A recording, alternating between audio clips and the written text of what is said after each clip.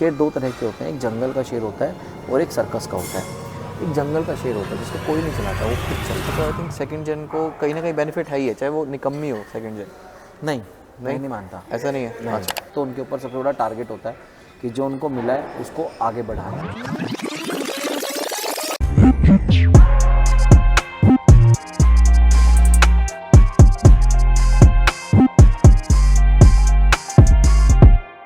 Hi, I'm Abhinav Verma, a small scale business owner and host of this podcast UAV Abhinav। और आज हमारे साथ हैं बहुत अमेजिंग पीपल जिनकी हम जर्नी डिस्कस करेंगे। सो सीए मोहित जैन, हेलो। तो सर मैं पूछना चाहूँगा, आप पहली बात तो आप कैसे हो? I am very fine, how are you Abhinav? हम ऑल्सो गुड। आपकी जर्नी में आपके पहले पेरेंट्स से शुरू करते हैं। आपके पेरेंट्स क्या करते हैं? और My father is a businessman. He is having the jewelry business, and it's almost of about our business from the last 25 years. And my mother is a queen of the house. She's a homemaker and handling all the responsibilities and all the things. I have one sister. She is company secretary, working with Ministry of Corporate Affairs. And last year I got married, so I have a cute wife that she is Miss Priya, and she's a dietitian. So it's all about the 5 year our small and happy family we have. अरे all are scholars आपकी family में। और आपका मतलब childhood कैसा रहा था? How was your childhood, like why did you want to become a CA? Generally आज से अगर हम 20 to 25 ईयर बैक जाएंगे तो जो पहले का चाइल्डहुड होता वो पैम्परिंग चाइल्डहुड नहीं होता था, जिसमें आपको पिता का खौफ भी होता था और माँ का भी होता था कि आपने कोई शरारत कर दी और रात को पापा आएंगे तो उससे पहले सो जाओ ताकि मम्मी शिकायत ना कर दे। और तो मतलब वैसा रहा। बट मैं ये कहता हूँ कि सबसे ज़्यादा कंट्रीब्यूशन मेरी माँ ने मुझे दिया। मेरे बचपन में उन्होंने मुझे संस्कार दिए। कहीं ना कहीं पिता का रोल एक फैमिली की रिस्पॉन्सिबिलिटी के लिए सबसे बड़ा रहता है कि उनके मेरे पिता जो हैं वो बड़े भाई हैं, मतलब मेरे एक चाचा जी हैं। तो जनरली बड़े भाई का रोल यही रहता है कि वो एक अपने पिता के कंधे से कंधा मिलाकर वो चलते हैं, तो उनके पास रिस्पॉन्सिबिलिटीज जनरली ज़्यादा रहती है, तो वो टाइम थोड़ा कम दे पाते थे हमें।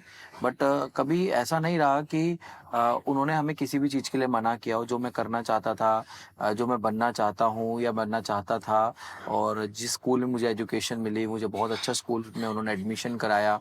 तो कहते हैं पिता तो एक सिर्फ पैसा खर्च कर सकता है, बट उसके बाद सबसे बड़ा दायित्व माँ का होता है, क्योंकि जितना टाइम आपके साथ आपके पिता स्पेंड नहीं करते घर में मदर रहकर, करते हैं। उतने ज़्यादा मदर करती हैं आपके साथ। तो मेरी माँ ने मुझे बहुत धार्मिक संस्कार भी दिए, धर्म से भी जोड़ा। और हमारे यहाँ शिविर लगते थे, मैं जैन धर्म से हूँ, तो हमारे यहाँ शिविर लगते थे हमारी छुट्टियों में, गर्मियों की छुट्टियों में। तो मेरी मदर ये देखती थी कि शिविर कब लगेगा, तो उसके बाद फिर हम अपने ननिहाल जाते थे रहने के लिए, कि ताकि बच्चों को धार्मिक संस्कार भी मिल वैसे सके। आप पले बड़े कहाँ पे हो? मैं मेरा जो शहर है दैट रेवाड़ी, हरियाणा। अच्छा, रेवाड़ी में। रेवाड़ी में मैं रहा हूँ शुरू से, हम रहने वाले भी रेवाड़ी के ही हैं। तो मैं कह सकता हूँ कि चाइल्डहुड में बहुत सारी आज यादें भी हैं, और उन्हीं चाइल्डहुड, क्योंकि वो बुनियाद होता है एक व्यक्ति का जब आप शुरू करते हैं अपना चाइल्डहुड, तो उस बुनियाद की नींव, उसकी नींव ने मुझे इतना मजबूत बनाया कि आज अगर आपके साथ कुछ दुख होता है तो भी झेलने की क्षमता होती है, आपके साथ कुछ रिवर्स होता है जिसको आप नहीं चाहते हैं तो भी आपको सहन शक्ति होती है, तो वो आपको चाइल्डहुड के थ्रू से मिलता है। तो yes, I can say that I was not a pampering child, but yes, in my childhood I faced lot of the things, and I had some memories which may I cherish to share, that gives me happiness as well. But some of the things maybe may had happened like which gives some bad moments as well. So mix up childhood मेरा रहा। Right right right. अच्छा, फिर इधर दिल्ली कब shift हुए? नहीं, personal काम के लिए? हाँ, मैं दिल्ली सिर्फ काम के लिए आता जाता रहा हूँ। अभी मैं रहता रेवाड़ी में ही हूँ। रेवाड़ी में ही रहते हैं, ठीक है हाँ। ठीक। तो और फिर सीए में कैसे एंट्री हुई? सीए में एंट्री बिल्कुल अचानक हुई एकदम से। सही पूछा जाए तो ऐसा कोई एम नहीं था कि मुझे चार्टर्ड बनना है या मुझे चार्टर्ड अकाउंटेंट बन के मुझे क्या करना है, मैं खुद नहीं जानता था। मैं 10th तक बहुत मीडियोकर स्टूडेंट रहा हूँ, 70s% वाला, 60 70 80s में बस। बट शुरू से एक मेरे अंदर जो कह सकते हैं कि bye bone I can say that कि कुछ करने की शक्ति, इच्छा शक्ति, या आप जैसे पब्लिक स्पीकिंग का मुझे शुरू से शौक रहा, चाहे मुझे टूटी फूटी इंग्लिश आती हो, चाहे मुझे ना बोलना आता हो, बट मेरे अंदर सबसे ज्यादा एक अपना खुद का रहा है कि I should be come on the first line, why should I sit at the back, I should be the number one. So बहुत सारे स्कॉलर स्कूल में थे, बहुत सारे इंटेलिजेंट लोग थे, रैंक होल्डर्स थे, तो कभी भी ये दिल से घबराया नहीं कि यार ये मुझसे ज़्यादा इंटेलिजेंट है तो मैं क्या हूँ. बट कहीं ना कहीं मेरा शुरू से एम मेरे पिताजी का भी, और जब मैं स्कूल में, मुझे एक बार अवार्ड मिला था, एक आईएएस ऑफिसर हमारे स्कूल में आए थे, तो पहले लाल बत्ती मिलती थी गवर्नमेंट की तरफ से, रेड मिलती थी लाइट जो कार के ऊपर लगती थी, तो उसको देख के मुझे बहुत अच्छा लगा. पुलिस सिक्योरिटी साथ है आपके, आपको सब इतना ग्रीट कर रहे हैं, रिस्पेक्ट दे रहे हैं. तो फिर मैंने पता करा तो IAS you can do it by after graduation. तो मेरे पिता ने मुझे बहुत मोटिवेट करा. मुझे याद है उस रात को कि एक आईएएस जब अगर परिवार से बनता है तो उस परिवार का पूरा नाम होता है, रोशन होता है. तो मैंने भी सोचा कि मुझे आईएएस करना है, तो मैंने अपना आईएएस का सिर्फ सोचा. 10th के बाद टू बी वेरी ऑनेस्ट मुझे फिजिक्स और केमिस्ट्री कभी समझ नहीं आई, तो मेरा नॉन मेडिकल मेडिकल में जाने का तो कोई सवाल ही नहीं उठता था. तो मैंने अपना वही बनिए फैमिली से उनको अकाउंटेंसी अडॉप्ट किया, अकाउंटेंसी में चला, और अकाउंटेंसी में 11th ऑप्ट किया. तो बट एक बात मुझे 11th का स्टार्ट किया जब मुझे ये समझ आया कि this is your new turning point, this is your new journey, जहाँ पर अगर आपके साथ 10th का भी कोई बच्चा है तो वो भी एक नया है, उसके लिए भी नया कोर्स है, नई चीज है, और आपके लिए भी नहीं है. तो अब आप ये नहीं कह सकते कि मेरा 8th का फाउंडेशन स्ट्रॉन्ग नहीं था तो इसलिए मैं 10th में रैंक नहीं ला पाया. तो मैंने अपना 11th स्टार्ट करा with new joy, with new happiness, with new goals, और proud to share to you that as well कि when I started my in class 11 in mid term I scored rank 1. मेरा first rank आया and first time I got 90 plus in every subjects. तो that motivates me कि yes you can do it.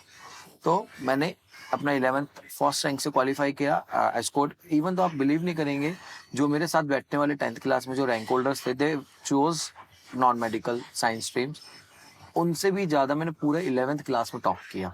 अच्छा. तो मुझे लगा कि yes I can do it. तो मैंने फिर 11th में अपना कॉमर्स ऑप्ट करा, कॉमर्स ऑप्ट करके 11th कंप्लीट करा, 12th कंप्लीट करा. 12th में I got second position in all over the 12th, non math, math, arts and commerce मिला के आई स्कोर्ड सेकंड पोजीशन. तो और डिस्ट्रिक्ट टॉपर में रहा इकोनॉमिक्स में. So that was the thing जिसने मुझे अंदर से इतना हिम्मत दिया, इतनी मोटिवेट करा कि yes if I can do it at this level, why shouldn't I do at next level. Okay. So that provokes me, that motivates me, yes I can do it. फिर मेरे स्कूल में मेरे friends लोग थे, एक दिन मैंने सुना वो सीए का फॉर्म भर रहे थे. हाँ. तो अब मुझे पता नहीं था सीए क्या होता है. मेरे हालांकि मेरे जो चाचा हैं उनके फैमिली में मेरे एक मामा जी लगते हैं, वो चार्टर्ड अकाउंटेंट है. अच्छा. हाँ, तो मुझे को ये पता था इट्स वेरी टफ, इसको पास करना बहुत मुश्किल है, ये सब है. तो मैंने कहा यार 12th का रिजल्ट जो आएगा उसके बिटवीन मैं क्या करूंगा, क्योंकि पहले एग्जाम हमारा सीपीटी का होता था, वो जून के सेकंड वीक में होता था, और बोर्ड का रिजल्ट आता था मई के लास्ट में. तो एग्जाम कंप्लीट हो गए मार्च में, तो हमारे पास अप्रैल और मई का टाइम रहा, क्या करूंगा. मैंने देखा सब लोग सीपीटी का फॉर्म भर रहे हैं, तो मैंने कहा चलो मैं भी भर देता हूँ. पिताजी ने कभी मना ही नहीं किया किसी भी चीज के लिए, तो मैंने अपना सीपीटी का फॉर्म भर दिया. सीपीटी का फॉर्म भरा. मुझे याद है 2 अप्रैल को मेरे एक सीनियर मेरे रहे थे स्कूल में, लोकेश राजपाल, उन्होंने, मेरे भाई ने मुझे बहुत हेल्प करी, क्योंकि मेरे कोचिंग्स का मुझे किसी चीज़ का कुछ पता नहीं था. और आज ये तो अंबानी जी ने जियो का करने के इतना इंटरनेट इतना हाइप पे है, बट पहले इतना इंटरनेट होता नहीं था. रात को चेक करके सोते थे कितना जीबी बच रहा है पूरे महीने का. तो इतना एडवर्टाइजमेंट, इतना पब्लिसिटी गूगल पे इन सब पे नहीं थी. तो उन्होंने मुझे हेल्प करा कि मुझे कहाँ कोचिंग लेनी चाहिए. तो मैंने एवीजे क्लासेस से अपना कोचिंग लिया under the leadership of Ajay Jain sir.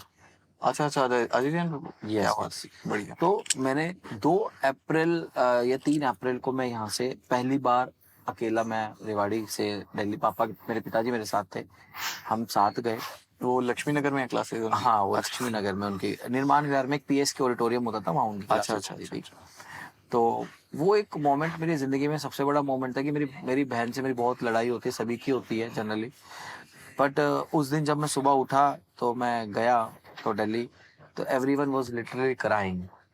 तो माँ थी, मम्मी भी रो रही थी कि क्योंकि 12th तक साथ रहे, CPT के लिए था? सीपीटी के CPT प्रिपरेशन के लिए, क्लासेस के लिए। और जिस बहन से मैं इतना लड़ता था, सब था, उसकी आंखों में पहली बार मैंने अपने लिए आंसू देखे थे। मतलब उसने मुझे बहुत रुलाया, एक अलग बात है, पर पहली बार उसके एक जुदा होने के आंसू, क्योंकि उसका 12 था। तो उसने हिंदी मीडियम से इंग्लिश मीडियम उसने अपना एजुकेशन लिया था। तो आई was a supporter for her for the till class 11।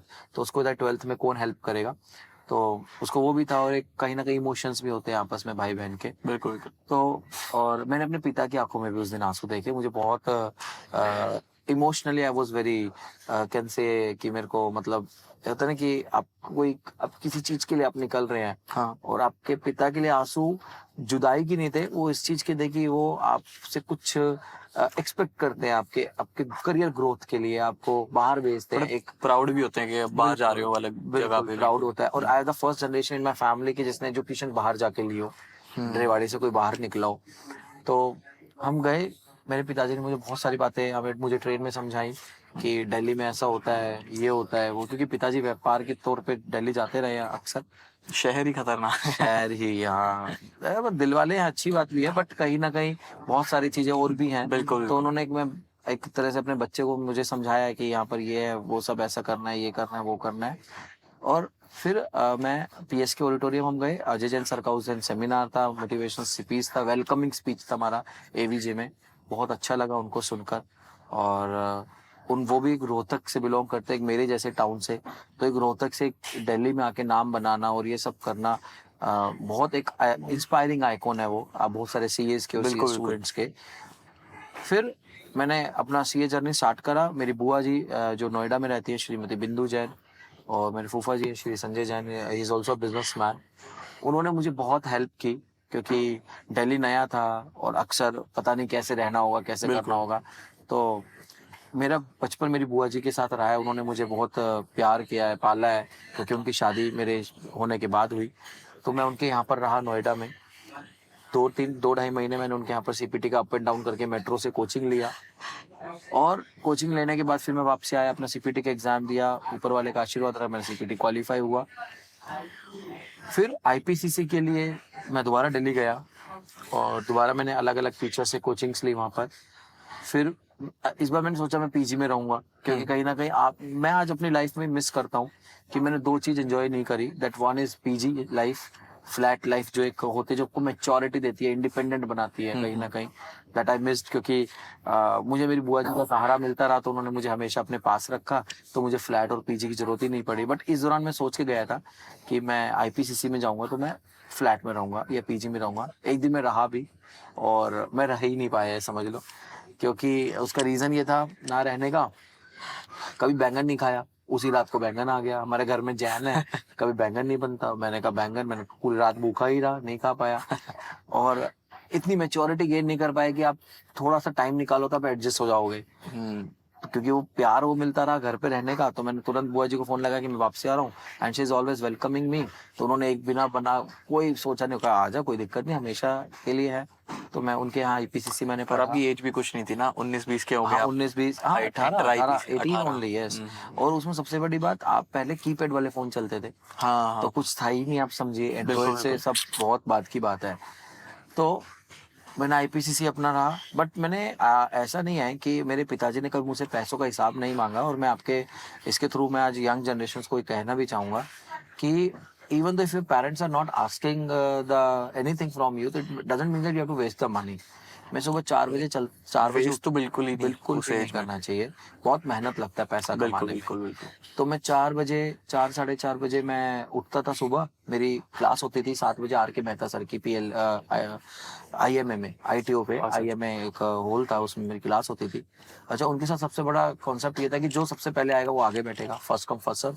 तो मेरा ये होता था, मुझे आगे बैठना है, मुझे आगे से पढ़ना है बिल्कुल जाके। तो वहां पर मैंने अपना सुबह 4:30 बजे उठा। मैं वहां से पैदल मेट्रो जाता था 2 किलोमीटर लगभग। बुआ जी के घर से 2 किलोमीटर लगभग पैदल में मेट्रो जाता था। मेट्रो बोर्ड किया, क्योंकि सुबह पहला मेट्रो अगर आपने बोर्ड कर लिया तो आप आगे बैठ जाओगे, अगर पहला मेट्रो बोर्ड नहीं तो फिर किया तो सीट आप ही नहीं मिलती। नहीं मिल पाओगे। बिल्कुल। तो 7 से 11 बजे तक मैंने अपना क्लास कंप्लीट करा। फिर मैं 11 बजे से लेके मेरा नेक्स्ट 4 बजे क्लास होता था एम के गुप्ता सर का टेक्स्ट का। तो 11 से 4 के लिए मेरे चाचा के ही रिलेटिव है, चीनू आम होने में प्यार से कहता था, तो उनका नाम एक है। तो उनके फ्लैट पे मैं रुकता था। वो सीए क्वालिफाई कर चुके थे तो वो जॉब पे जाते थे। अच्छा अच्छा अच्छा। हाँ, he also comes forward me to help me for that. बहुत बढ़िया। तो मैंने 11 से 4 बजे तक 3 बजे तक मैं उनके फ्लैट पे रुकता था। वहाँ मेरे बहुत अच्छे एक दोस्त बने जो आज भी मेरे साथ हैं, अमित भैया और हितेश भैया। उन्होंने मुझे बहुत प्यार दिया वहाँ पर रहकर। तो आज भी वो भी चार्टर्ड है।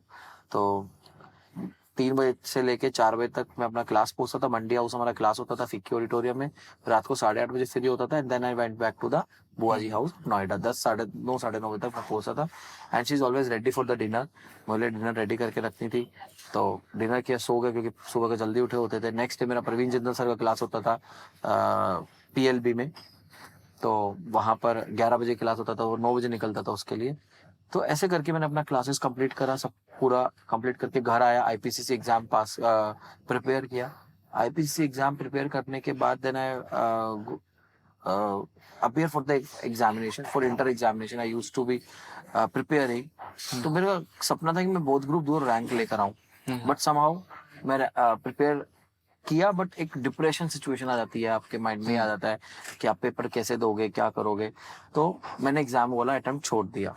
अच्छा, तो दो नहीं छोड़ दिए? हाँ, दोनों ग्रुप ही छोड़ दिए, मतलब मैंने अटेम्प्ट ही छोड़ दिया। ठीक है, ठीक है, and then I appeared for the November. फिर मैंने नवंबर का अटेम्प्ट दिया और नवंबर का अटेम्प्ट देने के बाद मेरा by God grace I qualified में बोथ ग्रुप्स। तो मैंने बोथ ग्रुप से मैंने अपना नवंबर का अटेम्प्ट क्वालिफाई किया। फिर इसके बाद मेरा इंटर्नशिप का स्टार्ट हुआ। इंटर्नशिप कैसे कहाँ पे? Internship I got selected in EY as well and some of the mediocre firms in Gurgaon, but somehow what happens generally कि अब वही घर से अटैचमेंट था। तो ये सोचा कि मुझे प्रैक्टिस ही करना है। So for practice what should I do, so मुझे मेडियोकर फर्म ज्वाइन। बिल्कुल। तो मेडियोकर फर्म ज्वाइन करने के लिए I used to appear for the lot of the interviews for the articleship. तो बट उसके बाद भी मेरा एक सबसे बड़ा कंफर्ट जोन मैंने अपना ढूंढा।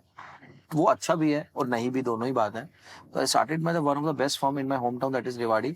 CA Sanjeev Jain sir and madam Anu Jain ji, both are the chartered, and Anu Jain and Company is the firm name. So I started my journey from there for 3 years of articleship. 2 years I have done and I have learned a lot from them.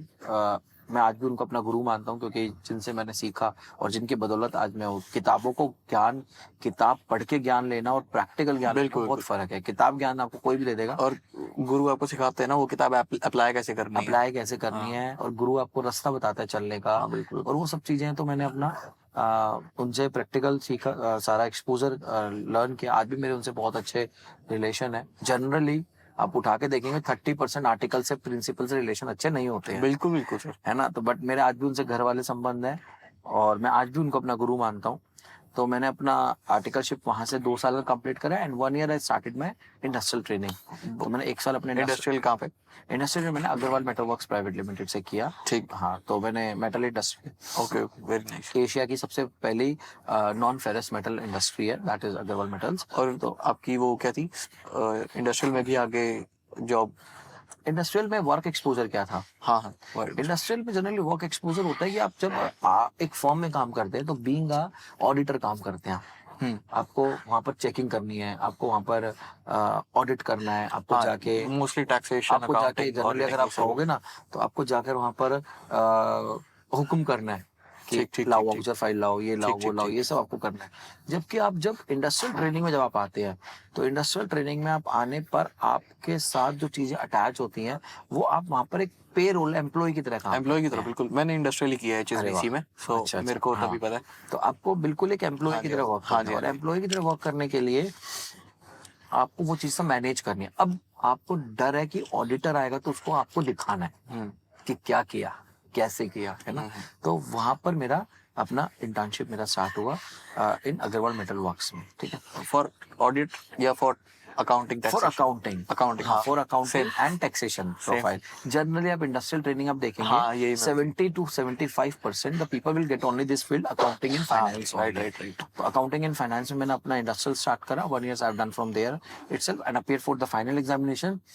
I qualified my final examination in 2017 attempt. From there, in midwhile, I used to start the teaching as well because teaching is my passion. आप मेरा Instagram profile देखेंगे, it's born to teach. I mention. So मैंने अपना teaching profession start करा. Teaching profession start करने के बाद I used to go into the practice. From very starting I always wanted to be an practitioner chartered accountant. Right. तो अब क्या होता है कि आप अपना जर्नी स्टार्ट कर रहे हैं being a practising chartered accountant. तो being a practising chartered accountant start करने के लिए आपको जीरो वॉल्यूम है. आपके पास कोई बिजनेस नहीं है, कोई इनहेरिटेंस में आपको कुछ मिला नहीं है. फर्स्ट जेन होता है ना, जीरो फाइल्स हैं आपके पास. ज्यादा आप अपने घर की फाइल लोगे वो जीरो रेवेन्यू पे होती हैं. ठीक है. तो from everything from zero you have to be a hero. So आपको करना क्या है उसके लिए. सो मैंने अपना टीचिंग का करियर अपना साथ चलाया. टीचिंग में आप क्या पढ़ाते थे? मैं टीचिंग में इकोनॉमिक्स मैंने बताया ना आपको, I was a district topper in economics. So economics was my favourite, still is my favourite subject. बढ़िया. So I used to teach the economics. And economics में मुझे ऐसा लगता है कि आपका इनकम टैक्स भी आ जाता है जब आप फिस्कल पॉलिसीज की बात करते हैं, बजटरी पॉलिसीज की बात करते हैं. तो मैंने इकोनॉमिक्स इसलिए चूज किया. जनरली तो एक परसेप्शन होता है if you are chartered accountant you have to teach accounts only. But generally मैंने अपना खुद का पैशन देखा तो I used to be economics. तो मैंने इकोनॉमिक्स लेना स्टार्ट करा, प्रैक्टिस स्टार्ट करा, जीरो से स्टार्ट करा. बिल्कुल धीरे धीरे I used to into the teaching as well. फिर मैं स्कूल्स में टीचिंग करता था. मैंने 3-4 स्कूल में मैंने टीचिंग करा, शाम को ट्यूशंस पढ़ाई. क्यों? आई थिंक प्रैक्टिस के साथ आप सीए को कोचिंग नहीं दे सकते, ऐसा कुछ है? सीए के कोचिंग आप प्रैक्टिस के साथ सीए की कोचिंग आप दे सकते हैं, ऐसा बात नहीं है नहीं दे सकते. बट उसमें क्या होता है कि आप अगर किसी इंस्टीट्यूट में जाके पढ़ाते हैं और वो आपको आपके अकाउंट में रेमिटेंस देता है मान लीजिए, तो क्या होता है फिर वो अलाउड नहीं है क्योंकि वो आपको आईसीआई को इन्फॉर्म करना पड़ेगा that I am also doing the business as well, because coaching is a business. But I used to take all the things in cash, तो you can do it very easily. But मैंने इसमें एक काम कर रखा है. मैं जब वो तो वैसे भी स्कूल की टीचिंग है ना, स्कूल की टीचिंग इज अलाउड. और स्कूल की जनरली क्या होता है आप उसमें 194J में अपना टीडीएस कटवाओ. Right. I used to get my deduct my TDS in 194J by producing the bills. I am providing the consultancy services to them. और इसमें भी मैंने क्या किया, जब मैंने क्वालिफाइड में सीए 2017 मैंने 1 ईयर तक सीओपी नहीं लिया जब तक मैं टीचिंग में रहा. अच्छा. I used to be the member only of the institute. I used to take my COP there after when I left the schools and all this coachings. 2019 I left the school and all the tuitions, all the things, and started the practice very sincerely. Along with it, मैंने अपना orientation और MCS जो होता है ICI का, जो आप मेरे रहे हैं उसमें स्टूडेंट. हाँ जी. तो ओरिएंटेशन एंड एमसीएस का मैंने अपना बैचेस कंटिन्यूअस रखा लेना. और lot of the branches I have covered. आपको टीचिंग अब वहां से भी बढ़िया मिल रहा है. वहां से स्टार्ट हो गया मैंने टीचिंग का. जो मैंने स्कूल छोड़ा तो मैंने अपना सेकंड सोर्स पैशन वहां से उठा लिया. वहां से क्योंकि क्या होता है ना आपके अंदर अगर कुछ बंदा ढूंढ लेता है तो आप ढूंढ लोगे उसको. जैसे पानी अपना रास्ता खुद बना लेता है, ऐसे आप अपना रास्ता बना लोगे ऑटोमेटिकली. तो I used to started my teaching into the orientation and MCS classes. जब आप प्रैक्टिस स्टार्ट करते हैं तो प्रैक्टिस स्टार्ट करते वक्त मैं जो यंगस्टर जो प्रैक्टिस स्टार्ट करना चाहते हैं मैं उनको जरूर सजेशन देना चाहूंगा कि when you guys used to start the practice, do one thing कि आप अपना प्रैक्टिस के साथ साथ आप अपना सेकंड सोर्स ऑफ इनकम अपना साथ करें. ठीक है. Because P is not for practice, P is for patience. Right. And how long you have the patience, the long in journey you will get succeed. Right. So go for the passion. Passion is what you would like to do, but with patience you can achieve anything. So with patience I used to enter into the practice. And मैंने जब practice start करा तो मेरे को एक seminar में Girish Ahuja sir मिले. तो मैंने गिरीश आहूजा सर से कहा, मैं बहुत सी बार उनसे मिलता रहा क्योंकि during the CA student journey I presented lot of the time of the papers. National conference होती है students CA board of studies जो हमारी कराता है, तो मैंने 24 times I presented my papers as a student paper presenter. बिल्कुल. तो मेरा मोस्टली ऑफ द टाइम मेरा डायरेक्ट टेस्ट पे पेपर प्रेजेंटर होता था. तो डायरेक्ट टेस्ट पे मेरे session chairman Girish Ahuja sir होते थे. अच्छा. तो ये सर तो यहाँ भी आ गया. मैंने कहा सर आपका आशीर्वाद मुझे यहाँ तक ले आया. तो मैंने एक दिन उनसे कहा कि sir networking you know it's very helpful for us for making our career more prosperous. So मैंने उनसे कहा कि sir it would be glad for me if you save my number. ये सर जब तू सीए बन जाएगा तो I will save your number confidentially. मैंने कहा ठीक है sir, I am waiting for that day. When I qualified my CA मैंने उनको कॉल किया. He said, okay, now I'll say your number. और मेरे को मैं देखता हूँ उनका WhatsApp स्टेटस, तो मैं ये damn sure कह सकता हूँ he is a very genuine man and he has shared my number, he saved my number as well. एक बार हम कोई कॉन्फ्रेंस में मिले, बजट का कोई कॉन्फ्रेंस था, तो मैंने कहा सर आपका आशीर्वाद है, आपका आशीर्वाद चाहिए भी, I am going to start the practice. तो उन्होंने एक बहुत अच्छी बात कही, जो मैं कहते हैं ना कि you are going to pass to the generations to generations. तो मैं अपने जो यंगस्टर हैं उनको मैं ये पास करना चाहूंगा। He said if you are starting the practice, is P is not for practice, is P for patience. So you have the patience to make your practice most prosperous, be patient. तो मैं being first जन, आपको बिल्कुल ही वही आप कह रहे थे, जीरो से स्टार्ट करना है, पेशेंस तो चाहिए ही होगी। और आपने ये भी बात सही की थी कि आप प्रैक्टिस के साथ में अपना कोई सेकंड इनकम सोर्स भी रखो, क्योंकि ऑफ कोर्स आई एम कमाओगे नहीं तो आप घर कैसे करोगे? पॉइंट क्या होता है, आप प्रैक्टिस में देखो, प्रैक्टिस को स्टार्ट करने के लिए ना तरीका है। क्या तरीका है कि या तो आप प्रैक्टिस में आपके पास पहले दिन से क्लाइंट्स, तो आपको बोर नहीं लगेगा, ठीक है। आपको ये नहीं लगेगा यार मैंने क्या चूज कर लिया, आपके पास काम है करने के लिए, कमाने के लिए पैसा है। जब आप क्वालिफाइड होते हो तो जनरली आपके पेरेंट्स आपसे, depends upon the financial situations, but generally they will never ask you the money from your hard money, but they always expect that whatever the amount you have to spend, you should be independent. क्योंकि next generation आप अपनी family को run करने के लिए, आपको अपनी family run करनी है। ये ना कि रेंट भी उनसे ही मांग रहे हैं, फिर हाँ, स्पेस लोकेशन का सब आप उनसे ही मांग रहे हैं।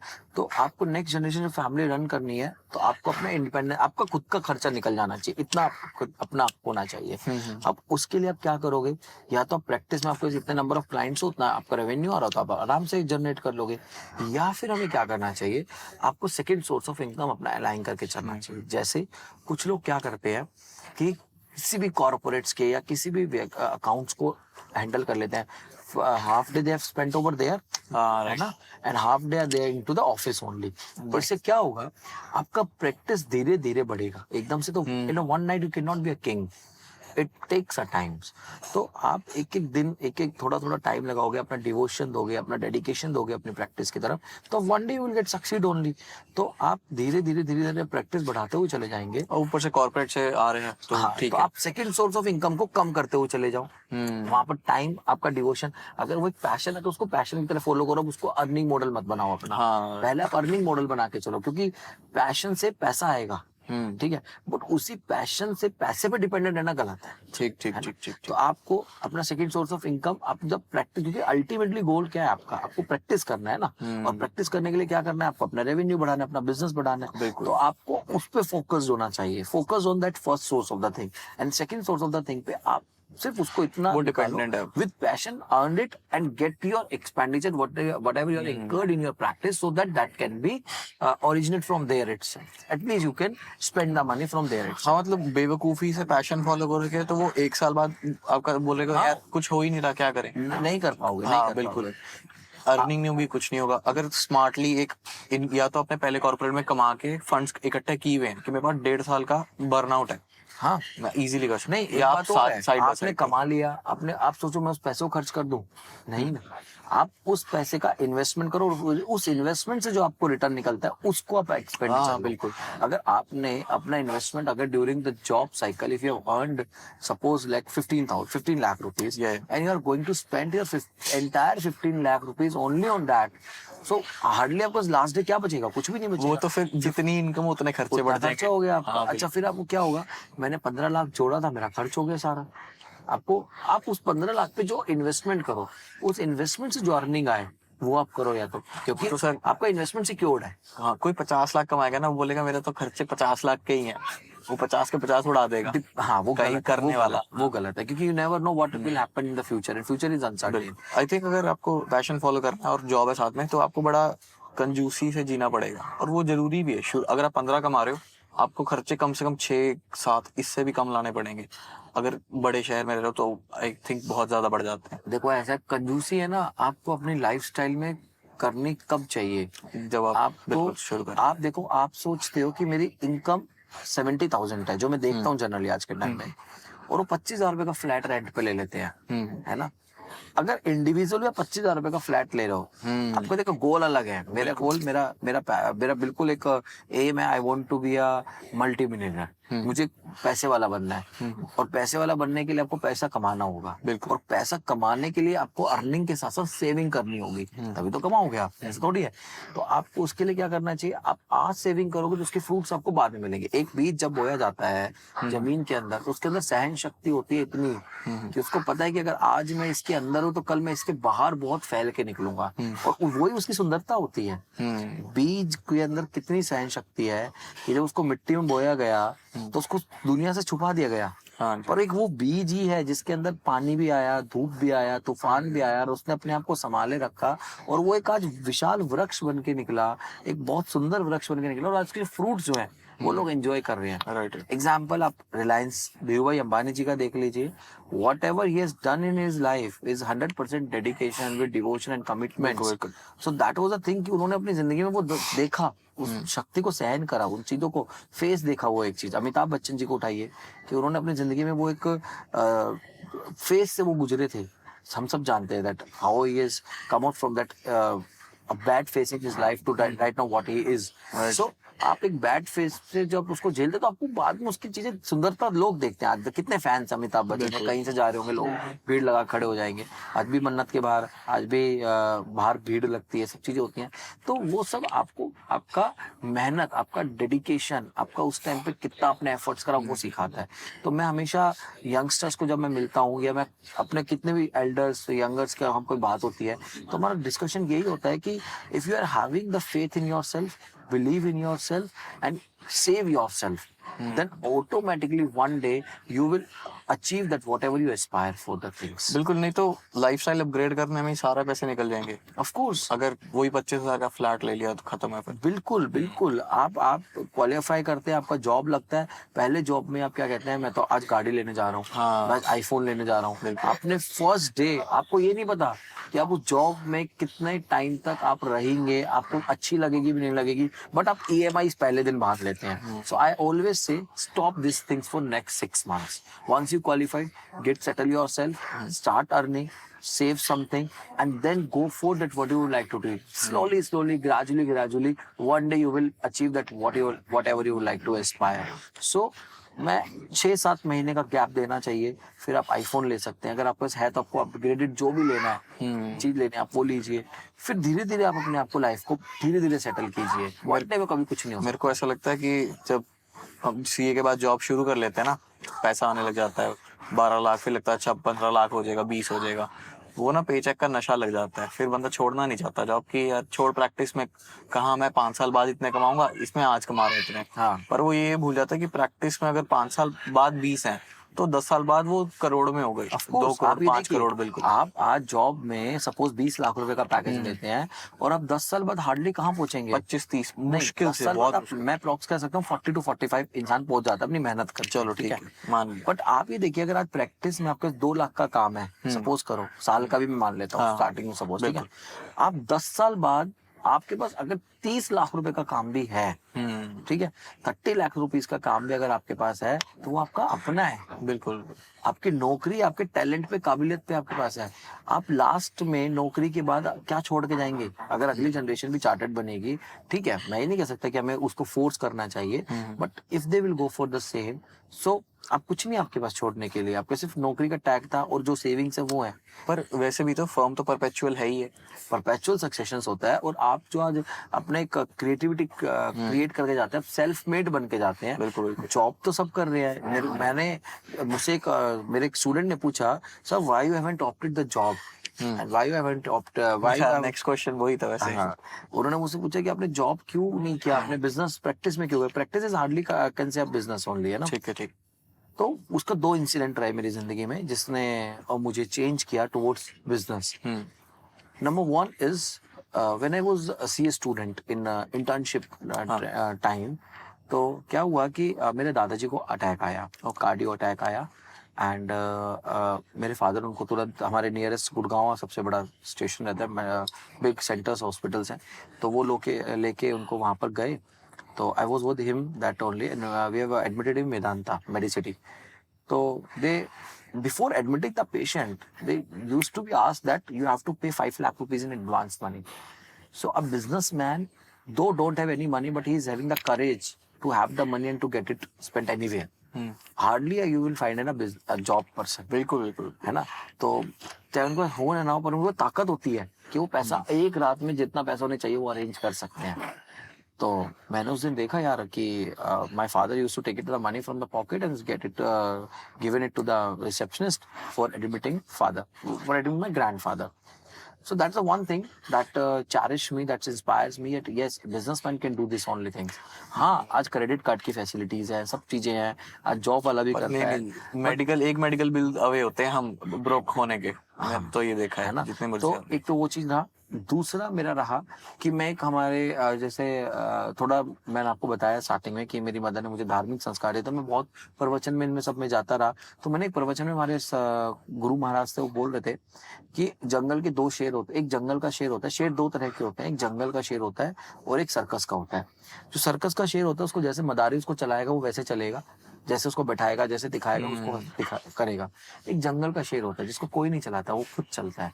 और आप देखिए कि जंगल का शेर जो होता है वो ना भारी होता है, क्योंकि भारी होता तो हाथी देखते, ना वो तेज भाग सकता है क्योंकि लोमड़ी उससे तेज भागती है, चीता उससे तेज भागता है, ना वो पेड़ों पे चल सकता है क्योंकि बंदर उसे ज्यादा कर सकता है, पर फिर भी वो जंगल का शेर होता है. क्यों? क्योंकि उसका एटीट्यूड उसको जंगल का शेर बनाता है. वो कहता है मैं हूँ, I am the king of the jungle. So आप दो तरह से हैं. आप अगर आपको जॉब करना है, मैं with respect to everyone, I am not saying that please don't to the go. एक पर्सनल चॉइस है आई थिंक. बहुत it's my personal opinion, I am sharing it my personal opinion कि मुझे अगर शेर बनना है और शेर अगर मुझे सर्कस का बनना है तो I have to be going to the job only. But yes, if I want to be do anything according to my things, according to manage the things according to me, then I have to be a king of the jungle. So a lion of the jungle है ना. So that's why I chose business, and that business is practice. और I think जैसे आपने बताया ना आपके grandfather की तबीयत खराब हुई, सो एक ना वो झटका हमारी उम्र में लगता है 25-20 से 30 की उम्र में. अगर वो लगता है ना तो फिर बंदे को लगता है यार घर वालों का ध्यान रखना ज्यादा जरूरी है, कमाना थोड़ा फिर सीरियस होता है. पहले चलो लाइफस्टाइल अपग्रेड करने में भी लग जाते हैं कहीं, फिर उसके बाद झटका लगता है तो सीरियस भी होते हैं. नहीं, ये मैं कह सकता हूँ कि ना मैंने आपको दो बताए थे कि मेरे दो जिंदगी के मिसिंग पॉइंट रहे जो शायद मैं आज नहीं कर सकता. एक, मैंने पीजी लाइफ एंजॉय नहीं करी. उस पीजी लाइफ की बदौलत मैंने वो एंजॉय करा. सेंटर ऑफ एक्सेलेंस में रहा. इंस्टीट्यूट का बहुत अच्छा प्रोग्राम है. I always recommend to every chartered accountant student, if you would like to make something good in your life being a student of the CA, you must go and attend the 4-week residential program of Center of Excellence, which is designed by the Board of Studies, organized by the Board of Studies, and the man behind for the things, the council members have the long vision to prepare the scheme. And क्या infrastructure ICI का उन्होंने बनाया हुआ है. 3 centers are there, Jaipur, Hyderabad and Guwahati. I think आप post करते रहते हो. I always inspired the students कि you must go it, क्योंकि what I am today that because of Center of Excellence. भैया हमारे टाइम पे इतना 40,000 they used to take from us in 2017. Right now they are taking only starting from 12,000 to 24,000. अब उनका 24,000 I think fees है. थोड़ा programme explain करो क्या होता है. हाँ बिल्कुल. सेंटर ऑफ एक्सीलेंस में होता है क्या है, 4-week रेजिडेंशियल प्रोग्राम होता है. And the faculties those who are coming from there are very eminent background they are coming over there. Big 4 के partners जिनके पास टाइम नहीं है, senior partners, they are coming to make sure to learn, to teach the students, to teach the future of the chartered accountant about the things, that diversified skills they are teaching to the students, है ना. तो बहुत अच्छे speakers, बहुत अच्छी अच्छी faculties आती हैं उसको करने के लिए. और मैं आपको कहता हूँ कि ICI का जो स्टाफ वहाँ पर है वो आपको एक पैम्परिंग करके इतना बढ़िया तरीके से, आपको एक माँ की याद नहीं आने देता, इतना तरीके से वो लोग रखते हैं. They are providing everything to you. अगर आपको रात को बुखार है तो भी कोऑर्डिनेटर उठ के आपको मिलने आएगा, आपको लेके जाएगा हॉस्पिटल. इतना ध्यान वो लोग रखते हैं. तो centre of excellence is amazing programme which is designed by the Board of Studies and ICI, and I must recommend from this platform to every CA student who is watching this podcast to please go. एक बार मेरे कहने से आप जाइए जरूर. और एक बार मैं तो खुद सोच रहा हूँ एक बार जाए. Yes, you must go अनुभव. अभी you must, आपको जरूर जाना चाहिए.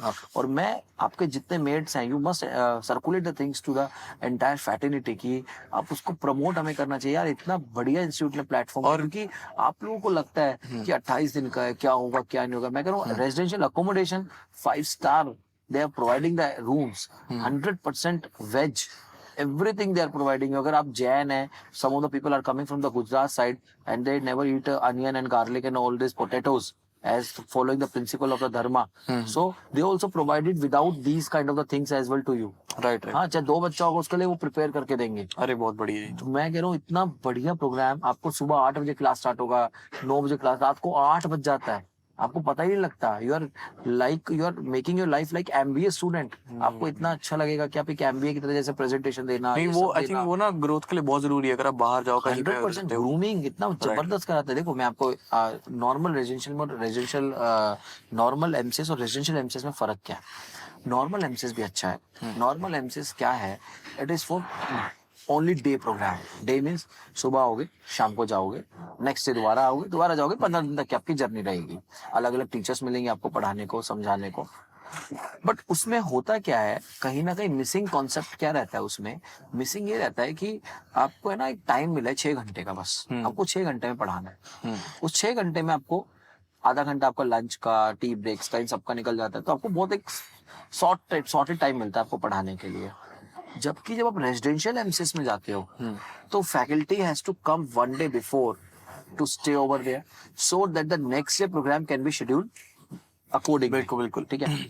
और आपका जाने का क्लास में टाइम है, वापस depending upon the faculty, either a topic has been completed और नॉट।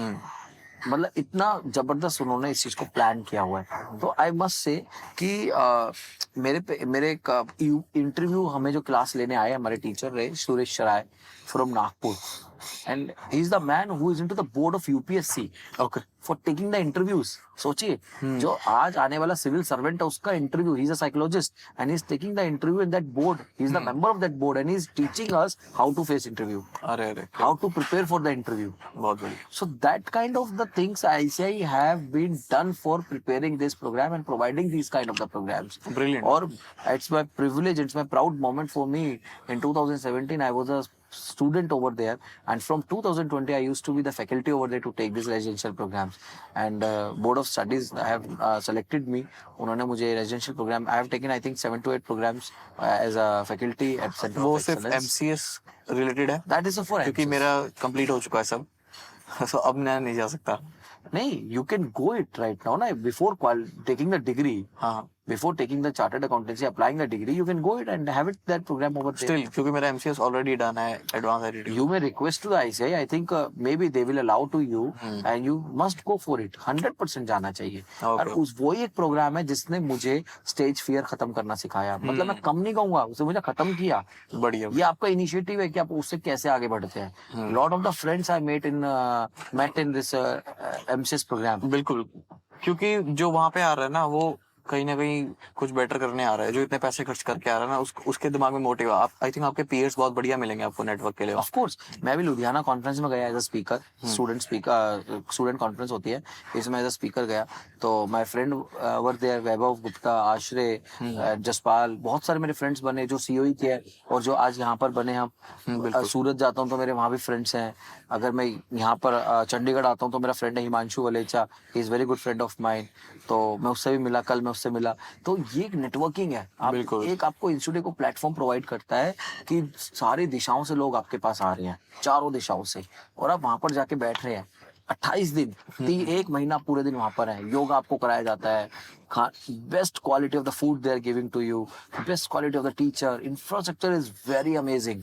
मैं कहता हूँ किसी ने कभी सोचा ही नहीं होगा कि ऐसा इंफ्रास्ट्रक्चर भी इंस्टीट्यूट का रेजिडेंशियल एमसीएस के लिए हो सकता है। Amazing infrastructure they are providing. और अब तो मैं कहता हूँ यंगस्टर के लिए बहुत अच्छी अपॉर्चुनिटी है। They have being form the batch coed. हमारे टाइम पे कोएड नहीं होता था, हमारे टाइम पे मेल बैच अलग होता था, फीमेल बैच अलग होता था, टाइमिंग्स डेट सब अलग होती थी। अब तो इंस्टीट्यूट ने उस आज की जनरेशन के माइंडसेट को देखते हुए, उसको अंडरस्टैंड करते हुए कोएड बैच लॉन्च कर दिया है। नहीं ठीक है, चाहिए। I think coed is the best way, क्योंकि आप कितना अलग रखोगे।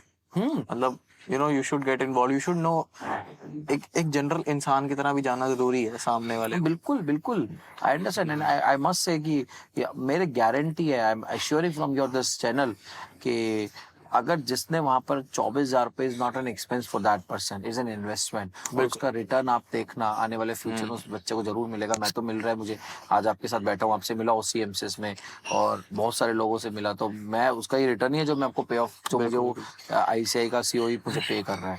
और दूसरी बात, जब आप कैंपस प्लेसमेंट का फॉर्म फिल करते हैं तो उसमें भी ऑप्शन होता है, have you done your residential MCS, तो उसमें भी आपको वेटेज मिलता है। In campus placement. राइट। सो जरूर जाना चाहिए। मैं ना सर, मैं पैसे दे के इवेंट्स में जाता हूँ, जैसे स्टार्टअप इवेंट्स हो गए, गुजरात में बहुत हेल्ड होते हैं, दिल्ली गुड़गांव में बहुत हेल्ड होते हैं, तो मैं भी इन इवेंट्स में इसीलिए जाता हूँ कि एक तो यहाँ पे ना इतने कॉम्पिटेंट लोग आते हैं, सीखने को मिलता है, सीखने को networking मिलता है, बनती बिल्कुल है, जान पहचान नेटवर्किंग बनती है। और पता लगता है कि दुनिया में चल क्या रहा है, इंडिया में क्या चल रहा है, बिजनेस वर्ल्ड में क्या आगे क्या चल रहा है। Yes yes. और अगर आपको इनको हमारी जो आर्टिकलशिप कर रहे होते हैं, सो हमारे लिए होता है 24,000 बहुत ज्यादा है, पर बिल्कुल भी कुछ ज्यादा नहीं है। जब मैं जाता हूँ इवेंट्स पे तो लाइक 2,000 कभी सीट होती है, कभी कहीं की 5,000 की सीट होती है, और जितनी बार गया मेरे को वर्थ इट लगता है।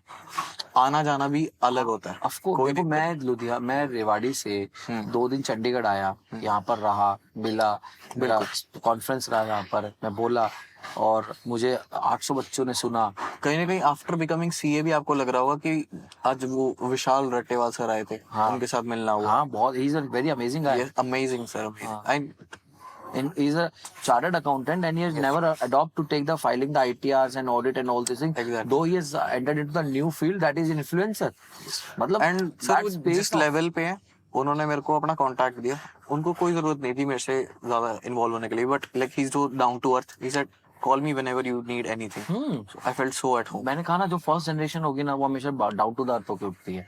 उसने अपनी जिंदगी में वो स्ट्रगल फेस किया है, उसने वो पेशेंस रखा है। बिल्कुल बिल्कुल। जिसने पेशेंस और स्ट्रगल फेस किया होगा ना, वो कभी एटीट्यूड नहीं होगा। और मैं कहता हूँ कभी आना भी नहीं चाहिए किसी चीज का एटीट्यूड, बिल्कुल कुछ भी नहीं एटीट्यूड में। तो अब मूव ऑन करते हैं आपकी फर्म की तरफ पे। आप अपनी फर्म का नाम और अपने कब एस्टैब्लिश की? मैंने अपना फर्म स्टार्ट करा था 2019 में, Mohit Yogeshan and company. Yogeshan is my father name, तो मोहित योगेशन एंड कंपनी के नाम से मैंने अपना फर्म नेम स्टार्ट किया।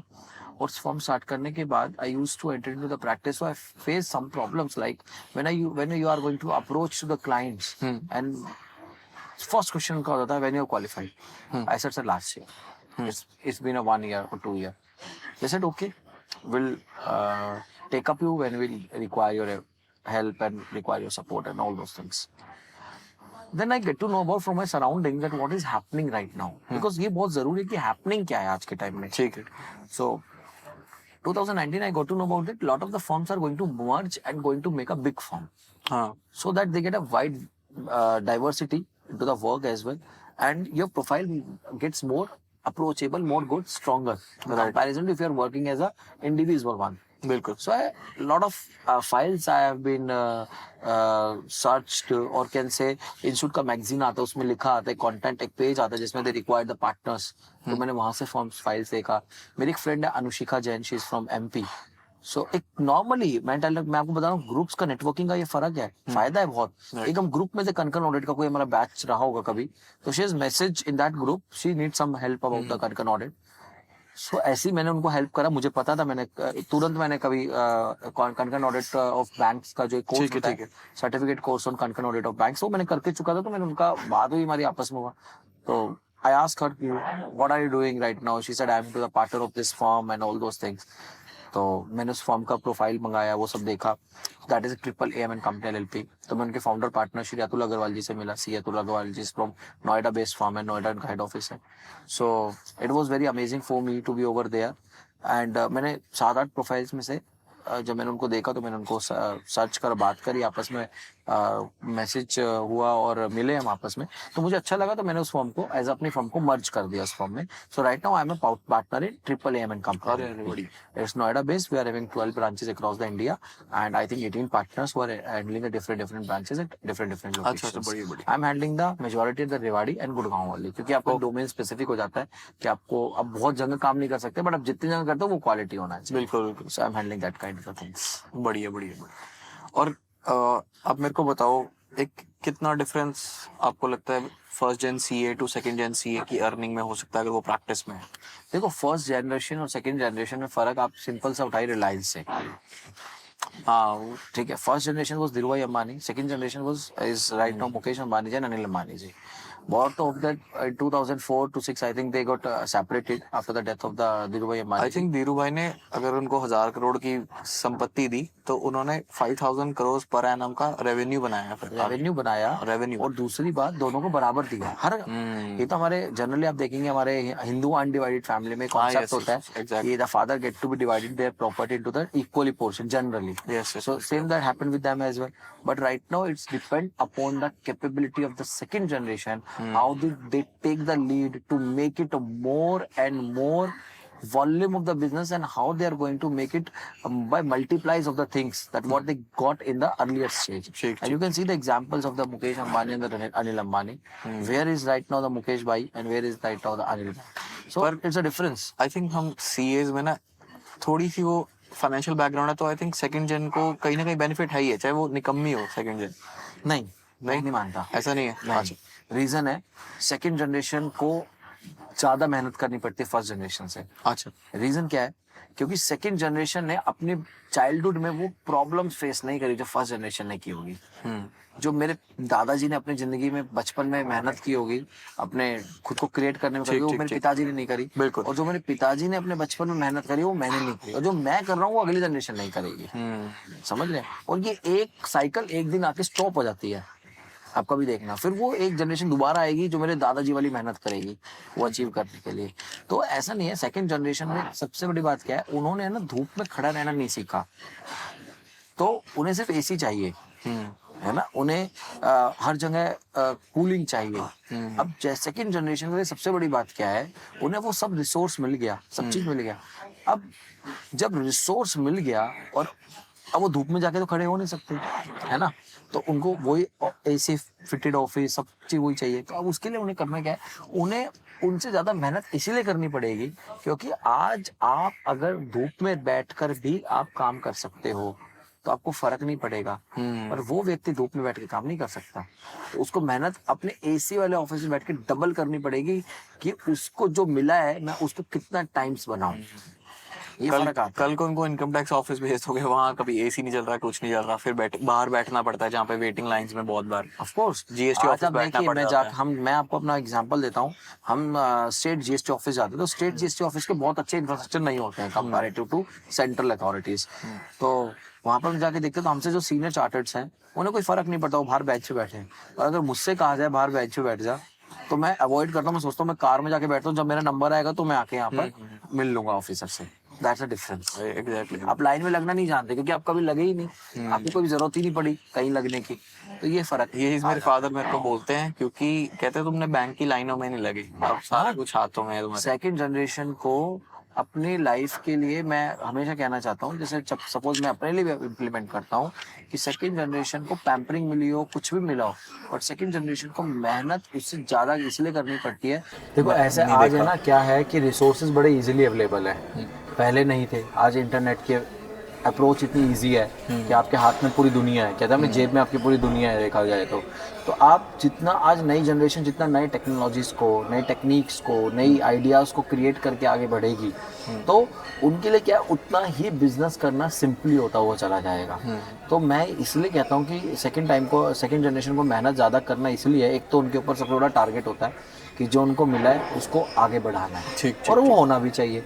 और दूसरा क्या होता है कि आज जब सेकंड जनरेशन होते हैं वो पढ़ी लिखी होती है, उसको अपनी सोसाइटी में पढ़े लिखे लोग हैं तो वहाँ पर उसके अंदर कुछ कर दिखाने का जज्बा होता है, तो वो जितनी डबल अपने एफर्ट्स उसमें इनपुट, कहते हैं ना, आप जितना इनपुट अगर आप डालेंगे उसका मैक्सिमम मल्टीप्लाई होकर आपका आउटपुट बन के निकलेगा।